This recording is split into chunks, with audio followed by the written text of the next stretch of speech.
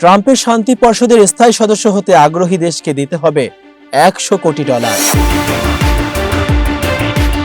মার্কিন president Donald Trump গঠিত board of piece বা শান্তি পর্ষদে যোগ দিতে তাদের আমন্ত্রণ জানানো হয়েছে বলে কমপক্ষে আরও 8টি দেশ বলেছে। এর মধ্যে হাঙ্গেরি ও ভিয়েতনাম বলেছে তারা এতে যোগ দিতে সম্মত হয়েছে। সম্প্রতি গাজার অন্তর্বর্তী প্রশাসনের কার্যক্রম তদারক করতে বিশ্ব নেতাদের নিয়ে শান্তি পর্ষদ গঠনের ঘোষণা দেন ট্রাম্প। গাজা শান্তি পর্ষদের সনদ সম্পর্কে অবগত এক মার্কিন কর্মকর্তা নাম প্রকাশ না করার শর্তে বলেন, ট্রাম্পের নেতৃত্বাধীন এই পর্ষদে স্থায়ী সদস্য পদ পেতে $100 কোটি অনুদান দিতে হবে।